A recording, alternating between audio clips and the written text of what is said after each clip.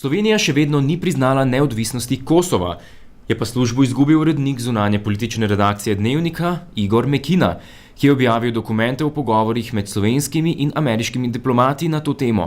Mekina naj bi malomarno ravnal z dokumenti, zaradi česar naj bi jih istočasno z Dnevnikom objavila tudi beograjska politika, na kar je prvi opozoril predsednik vlade Janez Janša. Komentar dneva Igor Mekina. Kot dosedanji urednik mednarodne politike na Dnevniku sem včeraj dobil odpoved iz krivdnih razlogov, vendar moram reči, da se ne čutim krivega. Obtožen sem bil za to, da naj bi omogočil politiki, da istočasno z Dnevnikom objavi razkritje dokumenta o washingtonskih pogovorih gospoda Mitje Drobniča, diplomata Ministrstva za zunanje zadeve v ZDA, vendar tega nisem storil.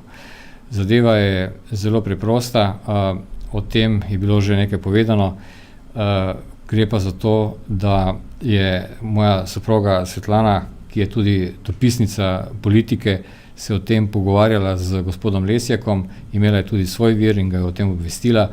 Tisti večer, oziroma tisto popoldne sta se o tem pogovarjala in zelo natančno je bilo dogovorjeno, kako bo zadeva šla v tisk. Lesjak je direktno zahteval oziroma prosil, da naj ob tem, ko bo pisala o tem, da Dnevnik v Sloveniji piše o tej beležki, navede, da ne gre za ljubljanski Dnevnik, ampak za slovenski Dnevnik.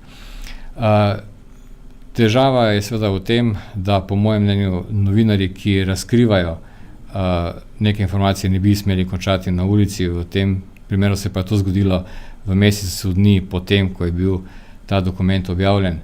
In ko se je tudi v medijih začela kampanja z različnimi neresničnimi obtožbami na moj račun, med drugim tudi, da naj bi jaz sam pisal članek v Politiki, kar je povedal gospod Anton Bebler v TV Sloveniji, in še kaj hujšega je bilo izrečenega tudi.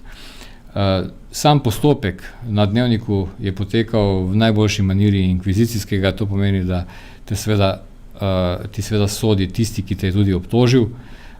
Dobene komisije ni nikogar, ki bi nepristransko presojal.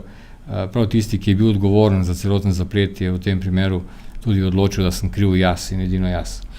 Mislim, da nihče ne sme biti sodnik v svojem lastnem primeru, to je prvo pravilo, in da bi se moral gospod Lesjak najmanj izvzeti iz tega primera, namesto da je presodil tako, kot je.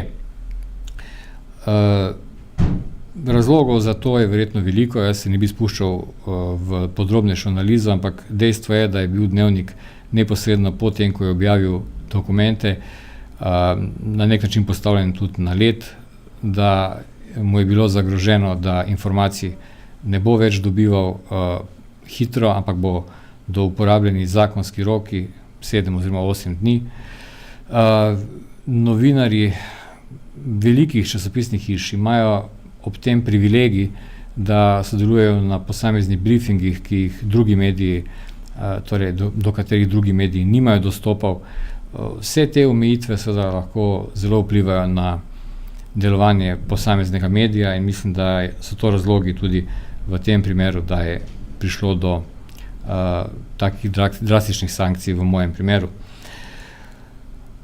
Še posebej se mi zdi pa seveda nerodno to, da imamo opravka z neko diferenciacijo, sankcijami med novinarji.